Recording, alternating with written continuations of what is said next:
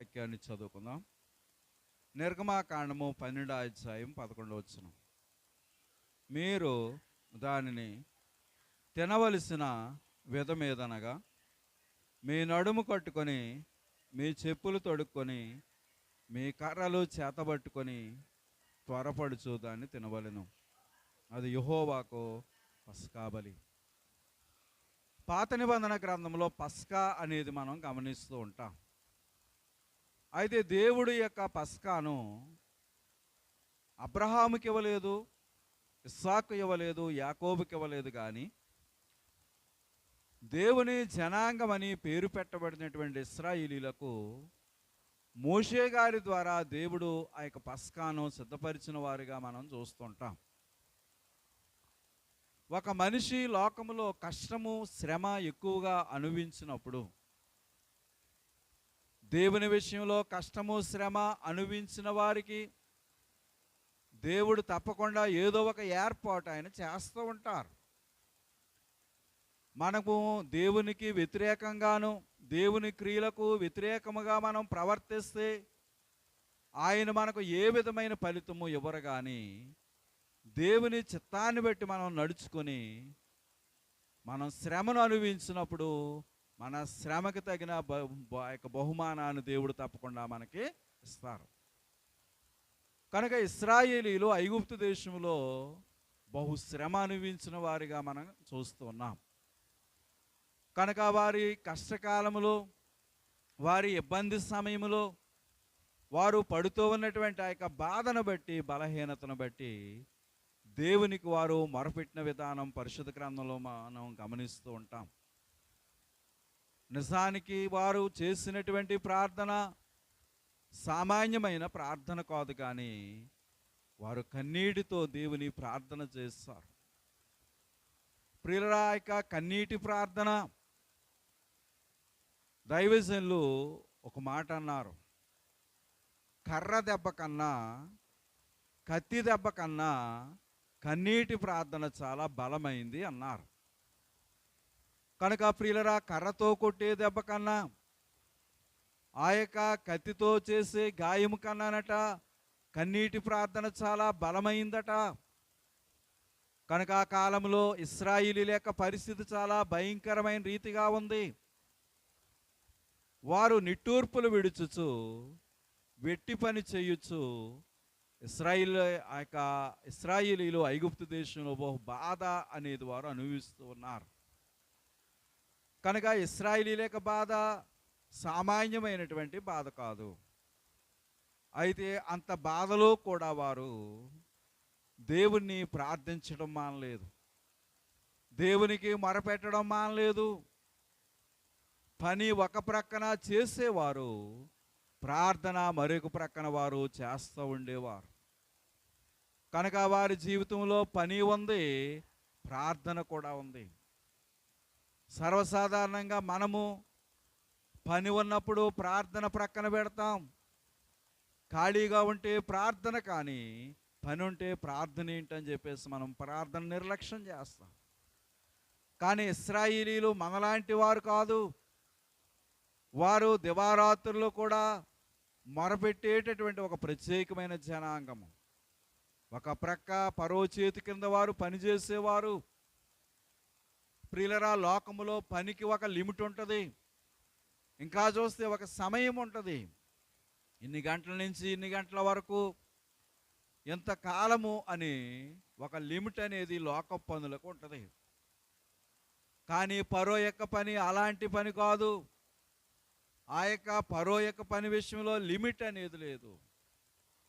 కనుక ఎంత కాలం పని చేయించేవాడు, ఉదయము ప్రారంభించినటువంటి పని రాత్రి ఎంత సమయానికి పూర్తయ్యేదో కూడా ఎవరం కూడా గ్రహించలేని భయంకరమైన పరిస్థితి ఆ కాలంలో ఇశ్రాయేలు యొక్క జీవితంలో మనం గమనిస్తూ ఉంటాం.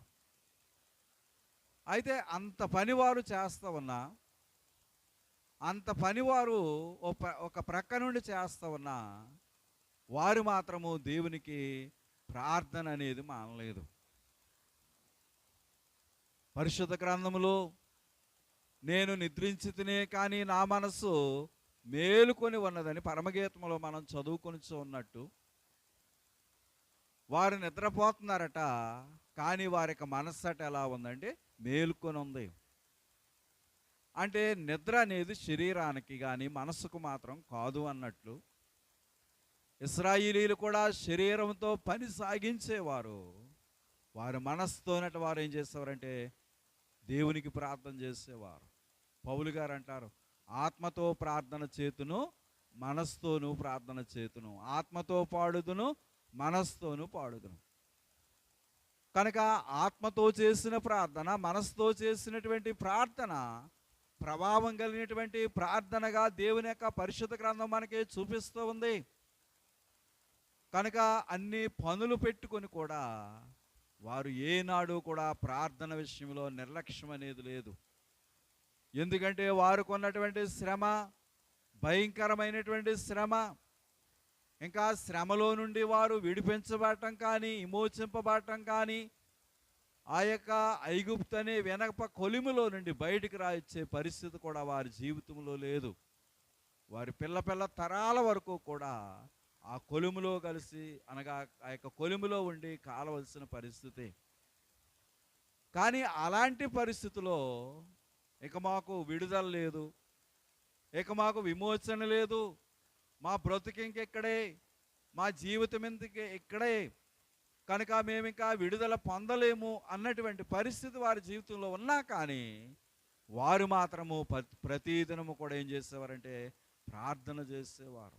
చాలాసార్లు మనం వింటాం, ప్రార్థన పరిస్థితులను మారుస్తుంది. కనుక ప్రార్థనట పరిస్థితులను మారుస్తుంది. కనుక ప్రియులరా, లోకములో ఉన్నటువంటి మనకు కూడా అనేకమైనటువంటి చిక్కులు మనలను ఆవరించి ఉన్నప్పుడు, అనేకమైన ఇబ్బందులు మనలను పట్టుకుని ఉన్నప్పుడు మనము ప్రార్థన ప్రక్కన పెడితే మనం ఏ ప్రతిఫలాన్ని పొందలేము. కానీ ఆ యొక్క పనినన్నా మానొచ్చు, కానీ ప్రార్థన మనం మానకుండా మనం ముందుకు సాగినప్పుడు దేవుని యొక్క ఆశీర్వాదము దీవెన మనం తప్పకుండా పొందగలము.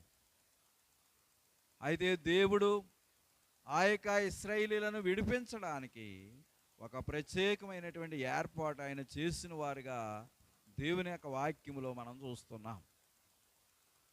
కనుక ఇంచుమించు ఫరో ఎదుట దేవుడు తన యొక్క శక్తిని చూపించడానికి 10 అద్భుతాలు చేశారు. కనుక 10 అద్భుతాలు, నిజానికి 9 అద్భుతాలు జరిగినా కానీ ఫరో గారు ఏమి లేదంటే మార్పు లేదు. 9 అద్భుతాలు చూశాడు కానీ మార్పు అనేది కలగడం లేదు. కనుక ప్రియులరా, లోకములో కొంతమంది ఇట్టే వచ్చి అట్టే మారిపోతారు. మరి కొంతమంది ఎన్ని దేవుని మాటలు విన్నా, లేకపోతే దేవుడు వారి విషయంలో ఎన్ని మేలు చేసినా, దేవుని నుండి వారు ఎన్ని ఉపకారాలు పొందినా కానీ మారని మానవులు ఎందరో మనం గమనిస్తూ ఉంటాం. కనుక ఆ కాలంలో ఐగుప్తు దేశానికి ఒక ఫరోయే ఉన్నాడు, కానీ ఈ కాలంలో ప్రపంచము నిండా అనేక మంది ఫరోలు. ప్రియులరా, మారని వారందరూ కూడా ఫరోకి సాదృశ్యమే అని మనం చెప్పుకోవచ్చు. కనుక ప్రియులరా, మరి నిజానికి అలాంటి పరిస్థితుల్లో మోషేను దేవుడు పంపించాడు. కనుక పంపబడినటువంటి మోషే ఫరో ఎదుట చేసినటువంటి 10 అద్భుతాలను బట్టి ఆ యొక్క ఫరోకి మారు మనస్సు అనేది కలిగింది. ప్రియులరా, మార్పు అనేది కలిగింది. అయితే ఆ యొక్క ఐగుప్తీయులు ప్రథమ పుత్రుల మరణము అనేది ఇంకా కలగక ముందే దేవుడు ఇశ్రాయేలీయుల కొరకు ఒక ప్రత్యేకమైనటువంటి ఏర్పాటు చేస్తూ ఉన్నారు. ఏంటి ఆ యొక్క ఏర్పాటు అంటే పస్కా. కనుక ఆదికాండములు ఎక్కడా కూడా పస్కాను మనం చూడలేము. కనుక ఆదికాండములు ఎక్కడా కూడా పస్కా అనేది మనకు కనబడదు. కానీ ఇక నిర్గమాకాండములో మనం పస్కాని గురించి చూస్తుంటాం. ప్రియులరా, ఈ పస్కా విషయంలో ఒక ప్రత్యేకత అనేది ఉంది. కనుక ఈ యొక్క పస్కా విషయంలో దేవుడు ఒక ప్రత్యేకమైనటువంటి ఏర్పాటు ఆయన చేస్తూ ఉన్నారు. కనుక ప్రియులరా, మరి ఆ యొక్క ఏడాది గొర్రె పిల్లనైనను మేక పిల్లనైనను కనుక దాని యొక్క వయస్సు అట ఎంత ఉండాలంటే ఏడాది ఉండాలి. కనుక మనుషుల్లో ఏడాది బిడ్డలు మరి ఇంకా చిన్నతనంగానే చిరుప్రాయంలోనే ఉంటారు. కానీ జంతువుల్లో ఒక జంతువు ఏడాది అయింది అంటే అది ఒక ఘనమైన ఏర్పాటులోనికి వస్తూ ఉంటుంది. కనుక ఏడాది వయస్సు కలిగినటువంటి గొర్రె కానీ, ఏడాది వయస్సు కలిగినటువంటి ఒక మేకను కానీ తీసుకున్నట దానిని ఒక వధ అనేది వధించవలసిన విధానం ఇక్కడ మనం చూస్తున్నాం. దాన్ని చంపాలి. అయితే చంపబడినటువంటి ఆ యొక్క రక్తాన్ని తీసుకున్నట ఇంటి ద్వార బంధానికి 2 నిలువ కొమ్ములకును పైన ఉన్నటువంటి ఆ యొక్క అడ్డకమ్ముకి ఆ యొక్క సిలువను ఏం చేయాలి అంటే ఆ యొక్క రక్తాన్ని పూయాలి. కనుక ప్రియులరా, మరి పై కమ్మికి వేయమన్నారు, 2 నిలువ కొమ్ములకి వేయమన్నారు, కానీ క్రింద ఉన్నటువంటి గడపకి వేయమన్నారా? ఏమనలే. ఎందుకంటే ఆ గడపను ఇటు అటు దాడుతూ ఉంటాం కనుక ఆ యొక్క గడప నుంచి మనము దాడుతూ ఉంటాము కనుక ఆ యొక్క గడపకి కానీ రక్తాన్ని కానీ చిమిరినప్పుడు, లేక ఆ యొక్క రక్తం ప్రోక్షింపబడినప్పుడు ఆ యొక్క గడప అపవిత్రమవుద్ది. అలా చేయకూడదు కనుక ఆ 2 నిలువ కొమ్ములకుని అడ్డకమ్మికి మాత్రమే దేవుడు ఆ యొక్క గుర్తు వేయమని చెప్పారు. అయితే ఇప్పుడు బహుశా అప్పటి వరకు ఇశ్రాయేలీలు ఎలాంటి ఆహారము తిన్నారో తెలియదు, కానీ ఎలాంటి ఆహారము ఇశ్రాయేలీలు భుజించారో తెలియదు, కానీ ప్రియులరా, దేవుడు వారి కొరకు ఒక ప్రత్యేకమైనటువంటి ఆహారము, మాంసాహారాన్ని ఆయన భుజిస్తూ ఏర్పాటు చేస్తూ ఉన్నారు. కనుక ఇప్పుడు ఇశ్రాయేలీలు భుజింపవలసినటువంటి ఆహారము శాకాహారము కాదు, కానీ అది మాంసాహారంగా మనం గమనిస్తూ ఉన్నాం. అయితే ఇక్కడ దేవుడు తినవలసినటువంటి ఒక విధానం అనేది ఆయన చూపిస్తూ ఉన్నారు. మీరు దాన్ని తినవలసిన విధమేదనగా, లోకములో తినవలసినవి ఉన్నాయి, త్రాగవలసినవి ఉన్నాయి. కనుక తినవలసిన వాటిని తినాలి, త్రాగవలసిన వాటిని త్రాగాలి. కనుక దేవుడు తినవలసిన వాటిని సృష్టించారు, రెండవది త్రాగవలసిన వాటిని కూడా ఆయన కలగజేస్తారు. అయితే తినుట త్రాగుట ద్వారా మానవుని యొక్క శరీరానికి బలము, శక్తి చేకూరుతూ ఉంటుంది. ప్రియుల, ఒక వాహనానికి ఇంధనం ఎంత అవసరమో, లేక ఒక బండికి పెట్రోల్ అనేది ఎంత అవసరమో, మానవులమైన మన యొక్క శరీరము శక్తిని పొంది ముందుకు సాగాలి అంటే తినుట త్రాగుట ఈ రెండూ కూడా మన జీవితంలో తప్పకుండా ఉండాలి. కనుక మానవుల విషయంలో దేవుని యొక్క ఏర్పాటు, ఈ తినుట త్రాగుట రెండూ కూడా దేవుడు మనుషులకు ఇచ్చినటువంటి ఒక ఏర్పాటు. అయితే దేవుని యొక్క మాటను కానీ ఇక్కడ మనం గమనిస్తే దీన్ని ఎలా తినాలో దేవుడు ఒక ప్రత్యేకమైనటువంటి ఏర్పాటుగా ఆయన చూపిస్తూ ఉన్నారు. మీరు దాన్ని తినవలసిన విధమేదనగా, ఒకటి మీ నడుము కట్టుకొని, రెండవది మీ చెప్పులు తొడుక్కొని, మూడవది మీ కర్రలు చేతబట్టుకొని, నాలుగో త్వరపడుచు దాన్ని తినవలెను. కనుక ప్రియులు, ఎలా పడితే అలా తినడానికి వీలేదు. మానవుని యొక్క తిండి విధానం అనేది మారుతూ ఉంది. ప్రియులరా, మానవుని యొక్క తిండి విధానంలో మార్పు అనేది మనం గమనిస్తూ ఉన్నాం. కనుక పూర్వకాలపు తిండి విధానాలు వేరు, నేటి కాలపు తిండి విధానాలు వేరు. కనుక పూర్వకాలము పంక్తి భోజనాలు, చక్కగా ఒక చాప వేసేవారు, ఆ చాపల మీద కూర్చుని ఏం చేసేవారంటే ఆ యొక్క ఆహారాన్ని భుజించేవారు. తర్వాత కాలంలో ఈ పంక్తి భోజనాలు పోని బల్ల భోజనాలు వచ్చినాయి. కనుక ప్రియులరా, చక్కగా అటువంటి పత్రిక అనుకుంటా,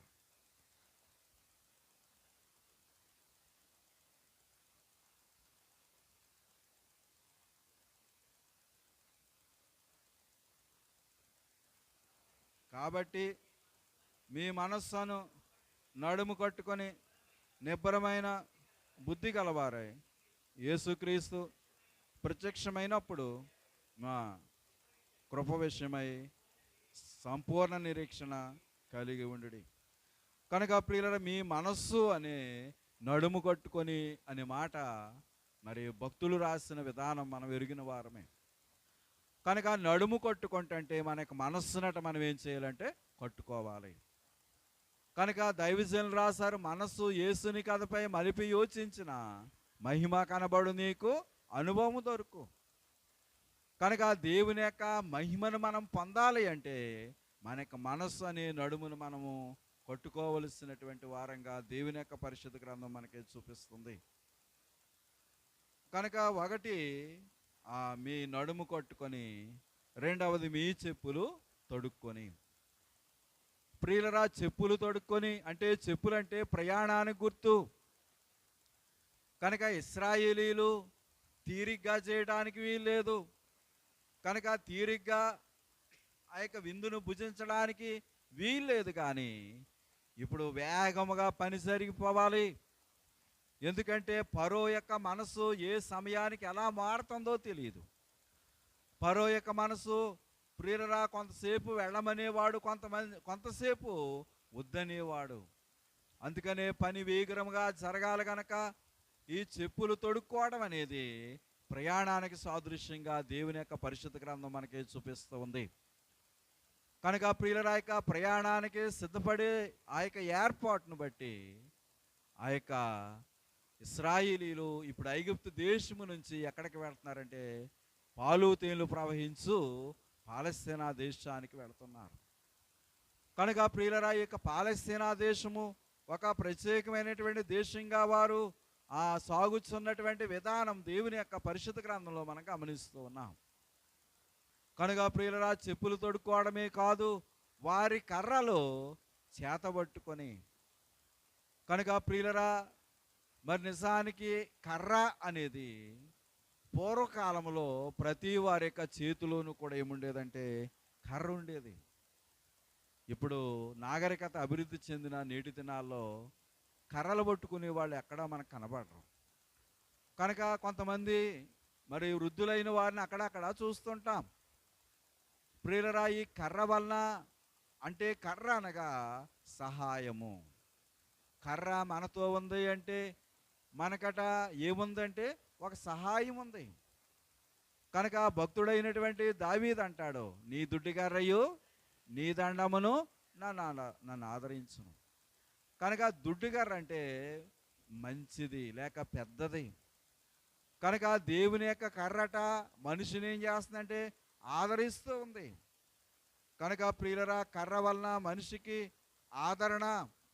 కనుక ఈ యొక్క కర్రను బట్టి మానవులైనటువంటి వారు ఆదరింపబడటానికి ఒక ఏర్పాటు అనేది మానవుని యొక్క జీవితంలో జరగటానికి దేవుని యొక్క పరిశుద్ధ గ్రంథము ఒక ఏర్పాటుగా దేవుని యొక్క మాటల్లో మనం గమనిస్తూ ఉంటాం. అయితే ప్రియులరా ఈ కర్రను చేతబట్టుకున్నట వారేం చేయాలి అంటే తినాలి. కనుక ప్రియులరా కర్ర అనేది మరి కర్రల గురించి పరిశుద్ధ గ్రంథంలో అనేకమైనటువంటి కర్రలు ఉన్నాయి. ఒక కర్రను గురించి చూద్దాం. చూడండి, మొదటి సమూయేలు గ్రంథం 16:27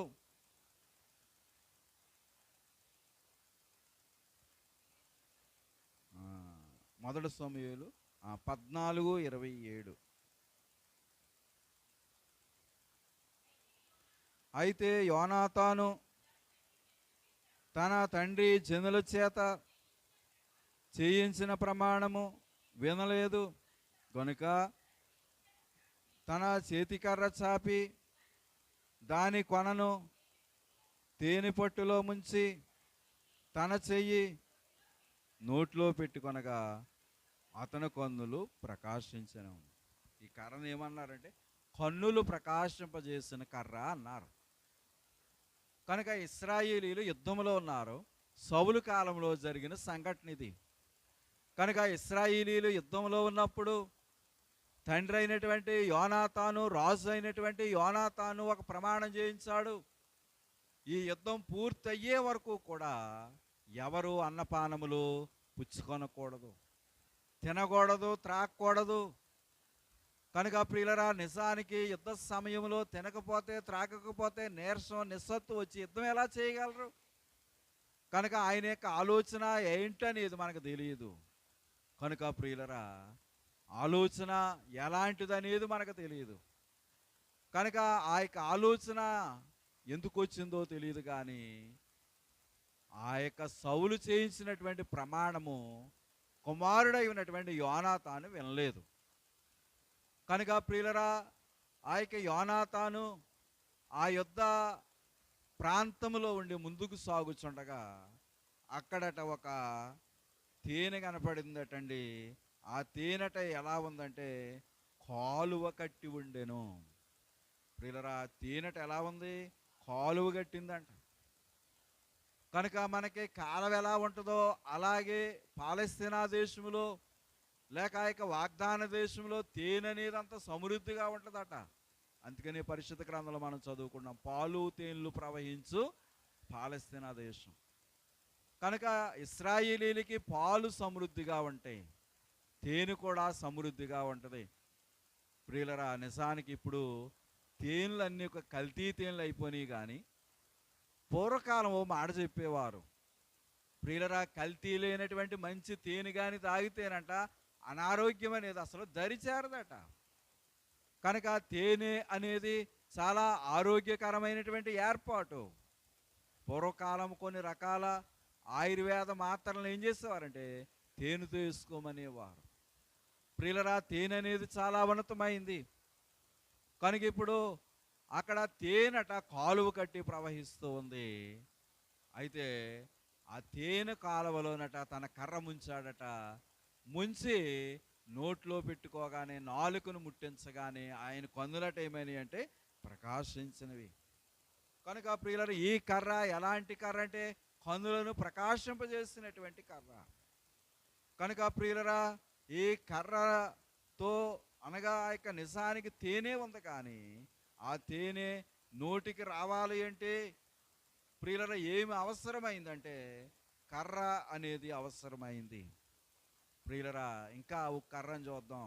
ప్రకటన గ్రంథం 11వ అధ్యాయం 1వ వచనంలో,